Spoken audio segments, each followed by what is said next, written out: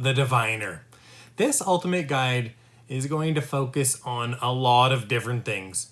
First of all, the Diviner and Scrying. Scrying, I think there's a lot of misconceptions about why you should really be using it and what really makes it amazing. So I'm going to talk about that. I'm going to go through every single card, all level 1, and then level picks. And then we're going to talk about perks, and we're going to talk about enhancements. We're going to talk about items. We're going to talk about all the different build paths because there's actually a ton that are viable. She can do so many different things, and I think there's a lot of misconceptions about what she should and shouldn't do.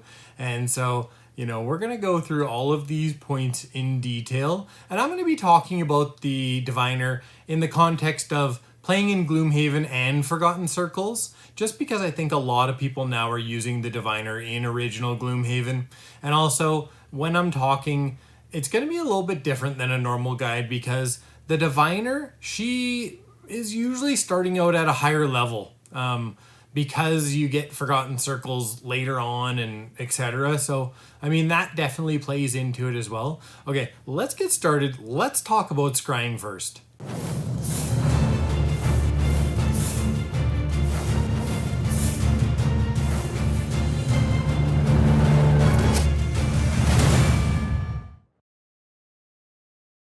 The first part of Scrying is manipulating attack modifier decks. The monsters, yours, your allies. And in a vacuum, this doesn't appear to be that powerful. Yay, you can rearrange 4 cards. It doesn't actually functionally change the power because you still are going to have to go through all of them. Now, in a vacuum, that's true. But in reality, it's not. Especially for other classes that have negatives. It's going to be really nice for them to know when they're going to pull a negative, not just to rearrange it. So you need to do 3 damage to kill a monster. You're expecting to do that 3 damage. If you pull a -1, then you're going to have a monster that's still alive. And then you're going to have to spend another attack, or an ally is going to have to spend another attack to kill that monster. And so there actually is a power change just by understanding where the negatives are. And let's say you have a -1 and you've looked at 4 cards. You could put that first. You don't always put it to the back. Then I have to do an attack 4 to kill this monster. That is a massive power shift. And also, having this ability makes it a lot easier for our allies to have funner perk decks, or maybe go a little bit of a different route than normal, because if you're constantly scrying their decks for them, they can be planning moves based upon elements, or you can set up a bunch of rolling stuff in a row for them. They can do a lot more with their perk decks when you're able to arrange and pull things to the front. So I definitely like that aspect of it. It's a bit of an intangible, but still something that, it can be really fun to do. And also, I want to talk about the miss and the ×2. So the ideal situation is, you pull 6 cards, and the more cards you pull for the attack modifier scry, the better. But for the monster ability cards, the more monster abilities you look at, the different monster types, the better. It's not necessarily how many cards, but for attack modifier, the more cards the better, because you want to be able to hit that ×2, or you want to know where that miss is. So for the miss, you want to time it when you've got a room under control, and you say to your allies, or your ally, if it's for your ally scry deck, they say, hey, I've got a miss here. I want to use it at this point in time. I want to use up my positives that I've got in this 6-card scry, and then I want to use my miss when it doesn't matter. And for the ×2, you want to stack up all your positive stuff and then put the ×2 and then negative stuff behind that, so that you just roll through your positive stuff, you hit your ×2, and then you reshuffle your deck. Scrying into monster ability card decks. And I think most people look at this ability and they go, okay, I want to move a really annoying card from the top to the bottom so I don't have to deal with it yet. And while that is pretty good, that is not the true power of scrying into the monster ability decks. The true power of this is knowing exactly what the monsters are going to do. And so scrying into more ability decks versus scrying more cards into one ability deck is better. The more you can understand of exactly what the monsters are going to do, the more you and your friends can completely destroy them. Like, you don't think looking into the future is weak, right? Predicting the future is so powerful, and that's really why monster ability scrying is pretty close to broken, because there are a lot of combos in Gloomhaven that are hard to pull off because of their initiative. You've got a couple cards that synergize really well together, but their initiatives are in the late 50s, early 60s, stuff like that. It makes it very difficult to pull off, but if you know a monster's going at 67, you can pull off these combos with no fear. Whereas before, if you didn't have this ability, you literally wouldn't be able to do it, because you wouldn't be able to take the chance that the monster would go first and move out of the way or whatever, making your move completely ineffective. This is so powerful, it's pretty much busted, and it's why monster ability scrying is very, very good, especially when you're playing 4-player. And this goes for a lot of things for the Diviner. Much harder to play a Diviner in a 2-player party versus a 4-player party, just because you're pretty much relegated to a non-damage role in some ways, and you're essentially just helping your allies become better at a lot of different things. Totally doable in 2-player, but the Diviner is a legend in 4-player. Peer into battle. Top is pretty good. I'm not going to talk about all the buffs from the first edition. This is a second edition guide. Most of the cards have been changed, so just want to get that out of the way. Top is pretty good. 6 cards is, it's going to be worth it. Bottom is a pretty good heal. This card is ripe for an enhancement. It's got 82 initiative, which is nice and low. And I think in a 2-player party, this card is maybe, and in a 4-player party, it's pretty decent. Protective Aura. Top is quite powerful, especially if you're with, a class or two that has summons. This can really help protect the entire team, and it produces light, which is nice, and it's got good initiative. Sometimes you're going to need to pair this card with a void ability, or a rift ability, sorry. You're going to need to pair this with a rift ability to make sure that, you go before the monsters. Unless you've scryed a monster ability deck, in which case, you know exactly what's going to happen. The bottom of this is decent. I would prefer if it was 2 monster ability decks versus 2 cards. But, make sure that you remember, especially if you're using light, you're consuming light. 4 cards is a lot to remember. That's 4 turns down the road. So I hope you have a really good memory, or recruit some of your friends to help you remember. Anticipate Intricacies.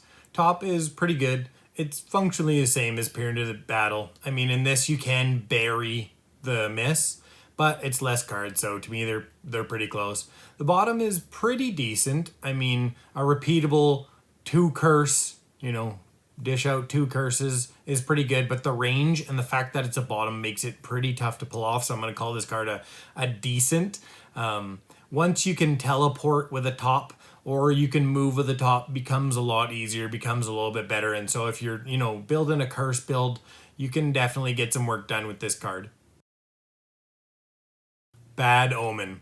The top, in my opinion, is not going to be worth it, and because persistent non-loss cards cost you in longevity, and you just can't afford it with this class. So when you leave this card out, it's going to cost you turns. It's not as much as a full loss, but it's enough that this would have to be a pretty good ability to use it, and it's not going to be good enough. It's semi-useful, but not worth it. And then the bottom, this is kind of meant to be played with Cursed Ground, in my opinion. I wouldn't play it with Inspiration from Beyond, because you can only put 1 bless in per person anyways, per ally, and it's pretty easy to move allies through. Now, if you got a bunch of summons out there, you could use it for Inspiration from Beyond, but generally it's meant to be with Cursed Ground, and you can bounce it in between 2 monsters, and, you know, do 3 damage to each and put 6 curses into their deck, that's always going to be worth a loss. That it's one of the few, you know, combos, card combos early on that I think is worth a loss for the Diviner. And I wouldn't use it with Void Snare for one really good reason. We'll talk about that here in Void Snare coming up.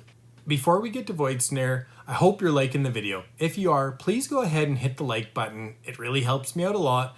And subscribe to my channel so that when I put out new content, you're notified. You're going to need to hit that little bell. That'll turn notifications on. And also, Noble Knight Games, I'm an affiliate of theirs. They've got all kinds of really cool stuff. Cool stuff from your childhood. They've got all kinds of old games. They have the largest overall selection of games in the world. They've got tabletop role-playing stuff. They've got collectible card games, etc. I'm going to put a link down in the description. So go ahead, check that out, see if there's anything there that makes sense for you, and anything you can do to support the channel helps me out a lot.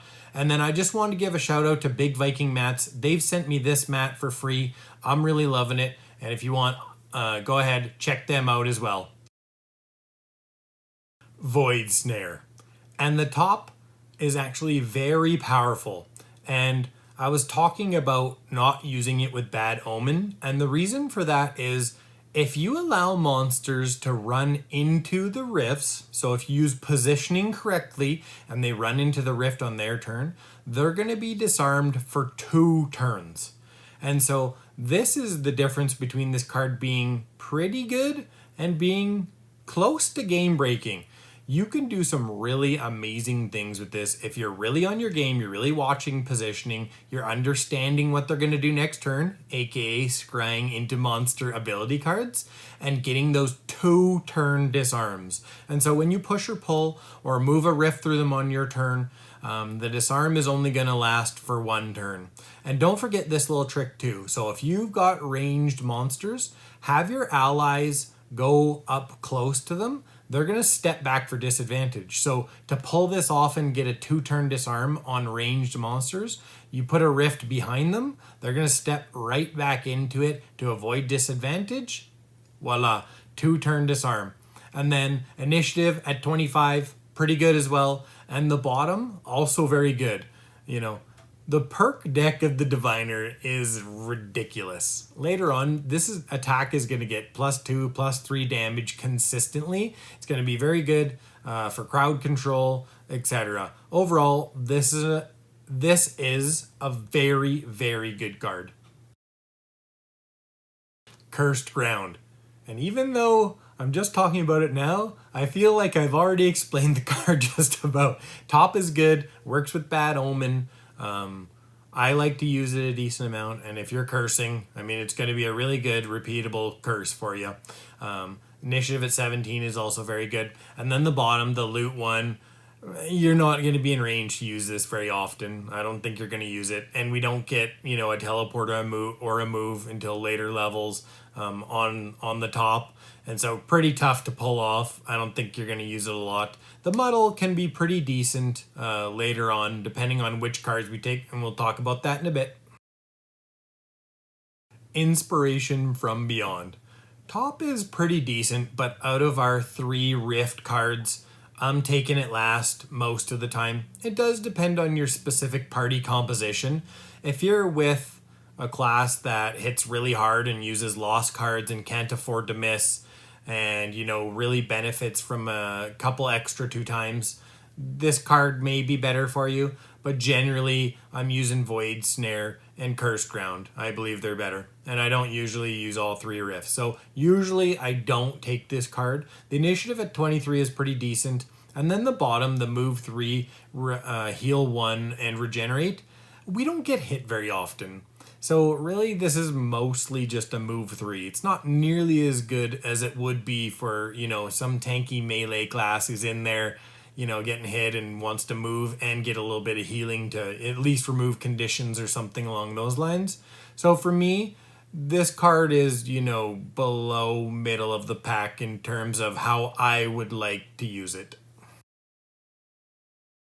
Duality Shards. And there's actually a good amount of duality in this card because in certain situations, I think it's a must pick. at a little bit lower levels, you're in a 2-player party, you've got to add some damage, you've got to take this card. Later levels, you're in a 4-player party, I would never be taking this card. I could do way more by scrying and cursing, doing some crowd control, doing things that are more divinery than just throwing out, some meager damage in addition to the rest of the party. So depending on your situation, this card can be really, really useful, or, basically, no, just no. Dimensional transfer. So where were you when I was playing Scenario 38 in original Gloomhaven?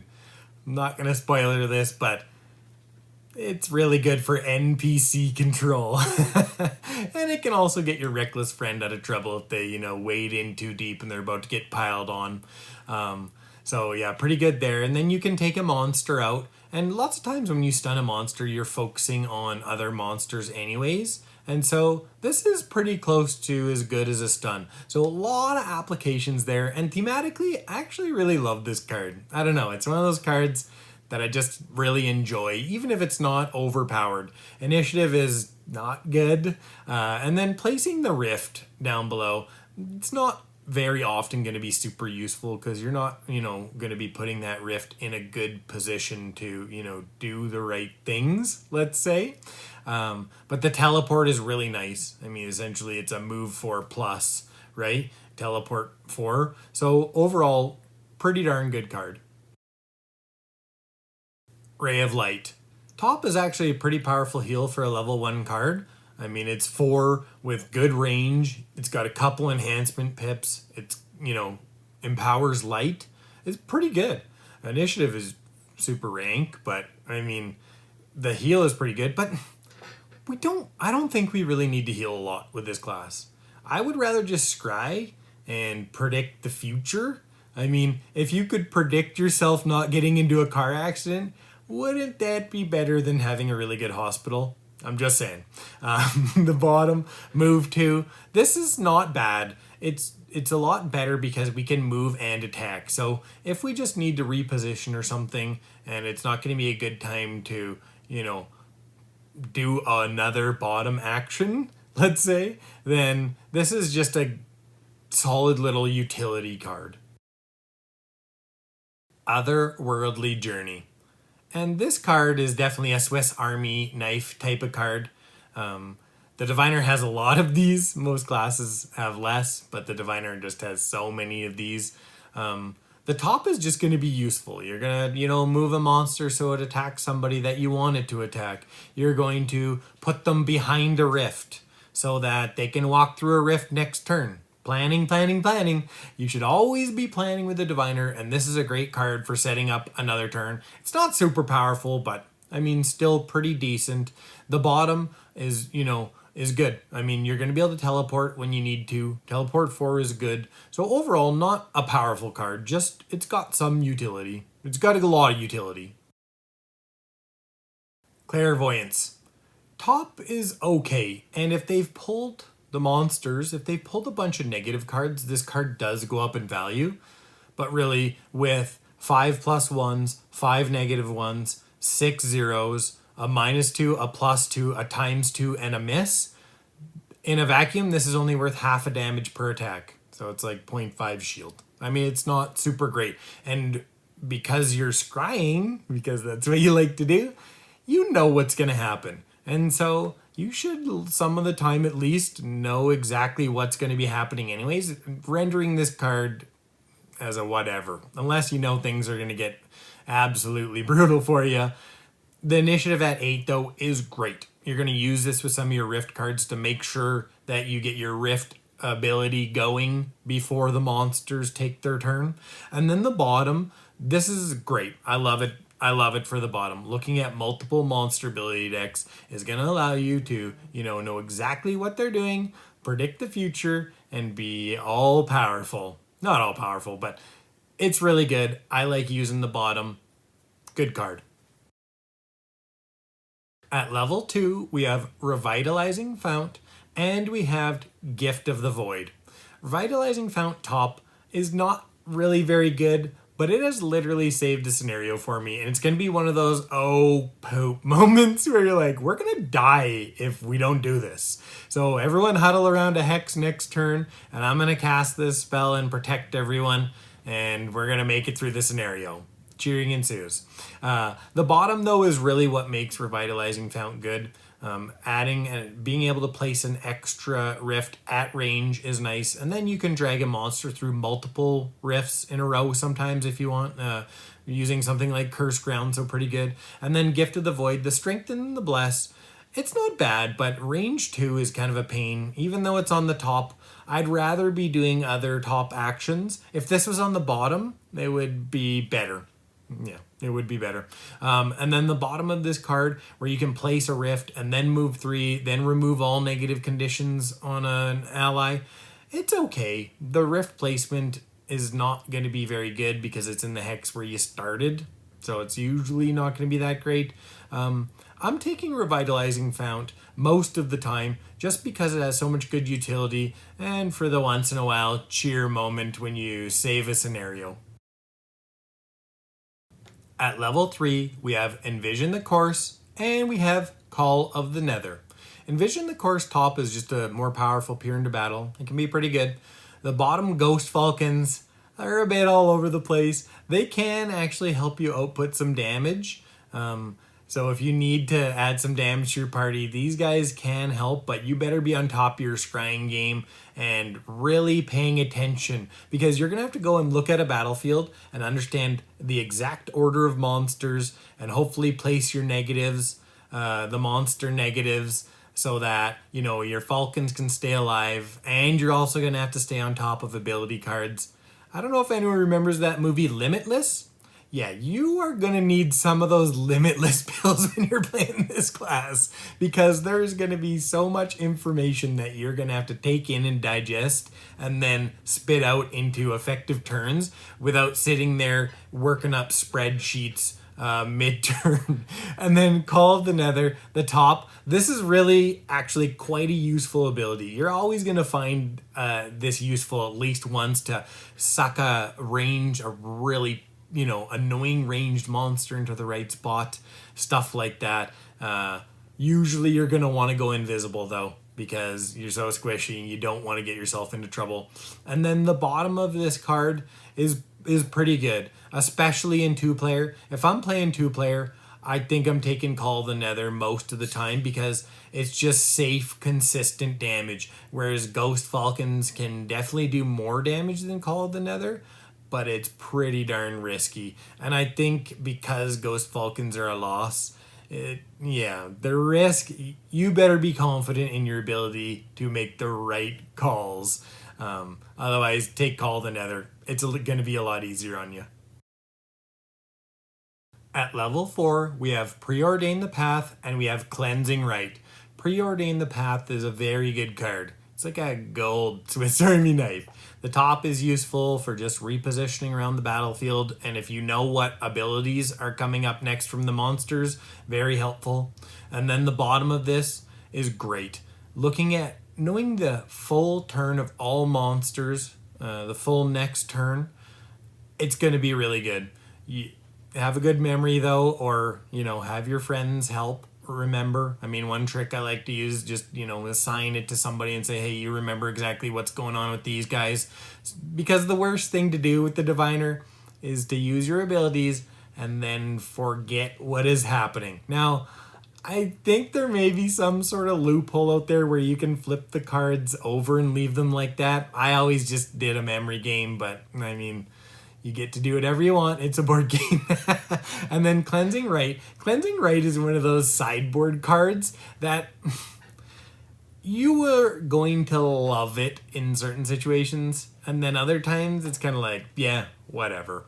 That's for the top anyways. The bottom, it can be pretty good. I mean, it does remove some of the risk of the Ghost Falcons if you can get them back by playing this card. And giving up to 6 ability cards back, spread out amongst your friends. With certain class compositions, this can be really powerful. That being said, I'm taking Preordain the Path almost every single time. At level 5, we have Seal Their Fate and we have Dimensional Divide. And Seal Their Fate top, it's a little bit all over the place. It can be pretty unreliable. You do need to muddle. In my opinion, if you're going to use the top of this, you should be making sure to muddle, because drawing that extra card every time is really going to help output the damage, increase the output of damage. Because think about it this way. You've only got 5 -1s, a -2, and a miss. That's only 35% of a monster's deck. I mean, 35% of 1 damage. So it's essentially, for every monster that attacks, it's 0.35 damage in a vacuum. That's not going to be that good. In a 2-player party, though, I think you are probably going to need it to help push your damage output up, but you should be trying to muddle a decent amount too. And the great thing about that is, if you've got lots of curses in the deck and you're muddling and you've got this card out, you're going to be nerfing the monsters and adding some damage in. And I think at 2 players, it's going to be easier too, because like I said before, you're going to have to take the limitless pill, because you're going to need to know exactly what order monsters are going to go in. And then, if a monster has 1 hit point, you want to make sure and set it up so that that monster draws the negative. So if it's 3 down, you've got to remember that the negative is 3 down or whatever. You know what I'm saying? The bottom, just good solid utility, right? Moving, attacking at range, and cursing. That's going to be pretty good as well. And then we've got Dimensional Divide. And this is going to be really good because you can immobilize a non-flying monster.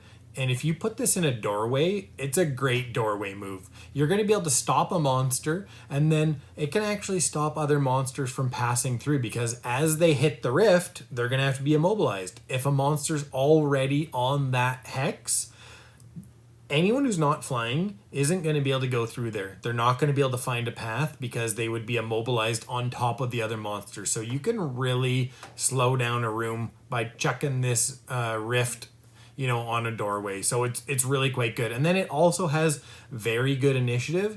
And then the bottom, Teleport 5 and shielding enemies, very good utility. And it really depends. If you need some extra damage, take Seal Their Fate. But in a 4-player party, I'm taking Dimensional Divide most of the time. At level 6, we have Enfeebling Hex and we have Careful Attunement. Enfeebling Hex, the top is not as good as you think. You're bloating the deck by adding up to 8 -1s, and you're going to make it so that monsters don't hit their curses as often. And you think, oh, I want to play this with Seal Their Fate so they take a bunch more damage. It's not really going to play out that way. It's going to up the damage some, but I don't think it's worth it. And with 9 cards, I don't think you can afford to play these 2 losses to get this effect. It's just not worth it.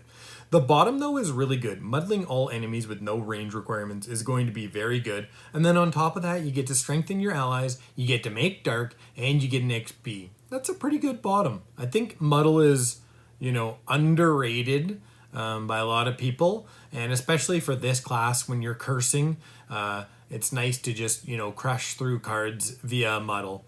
And then Careful Attunement, top is very good. I like Scrying. I think Scrying is super powerful overall. Ability cards is better than Attack Modifier, though, so bear that in mind. Initiative on this card is really good, though.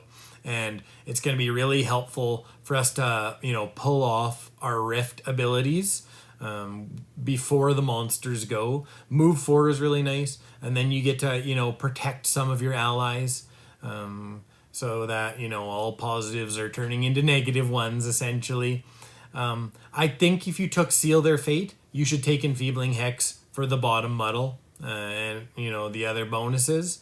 But I think if you took Dimensional Divide, you should take Careful Attunement.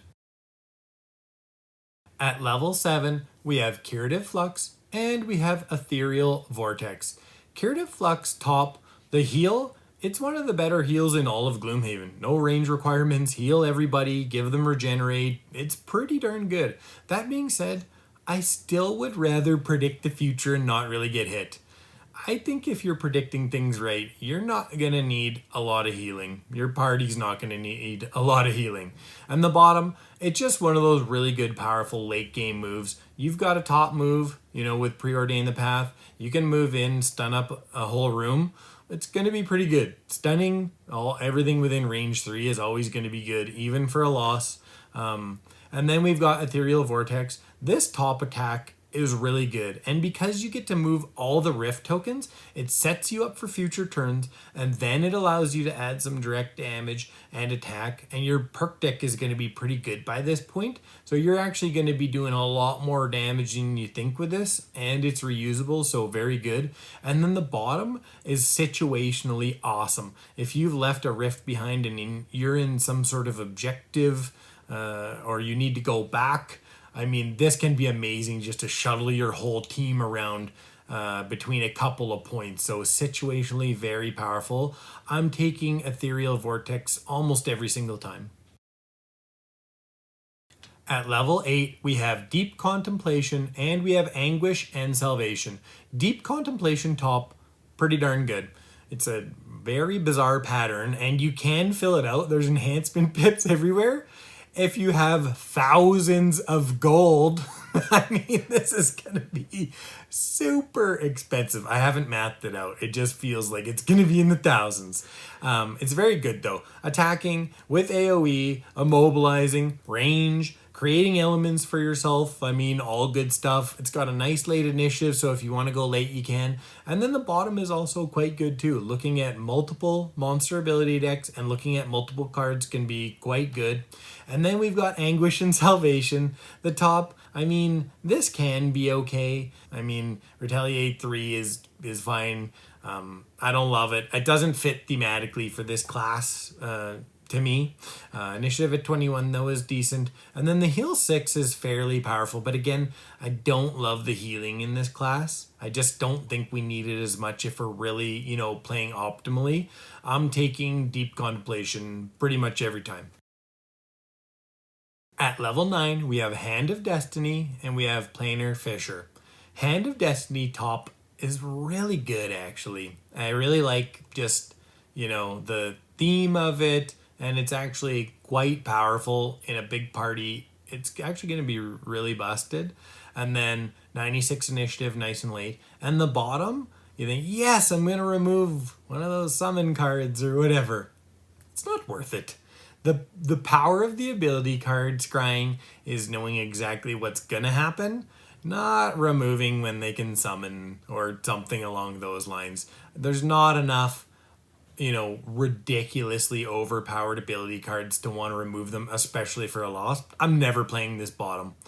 Planar Fisher top, it's pretty busted. It's very, very good. It's almost as good as the Spellweaver's Inferno, and if you can add a little bit of range to this with items, you're just going to be able to attack a whole room. And the difference between you and the Spellweaver is that you've got a way better attack modifier deck. So on the surface, Inferno looks better, but functionally, if you can add a little bit of range to this, it's better. You're going to do more damage because of that perk deck. And just remember, when you are adding range with your item, you're not adding it on the range of the vortex part, you're adding it to the AoE range afterwards. And then the bottom of Planar Fisher, okay, I'm not going to be a jerk here, but I don't think it's going to be anywhere near in power. It's like both of the bottoms on the level 9 cards are a bit of a throwaway.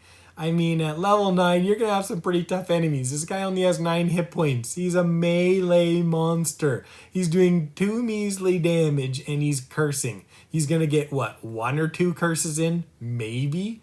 I mean, you can scry and try to protect him and stuff like that, but the top of Planar Fisher is busted. And I like taking Hand of Destiny just for fun, but Planar Fisher top is objectively more powerful and is going to do more for you long term. So if you're looking for straight power, take Planar Fisher. If you like scrying and really just, going with the theme of the diviner, Hand of Destiny top is also very, very good.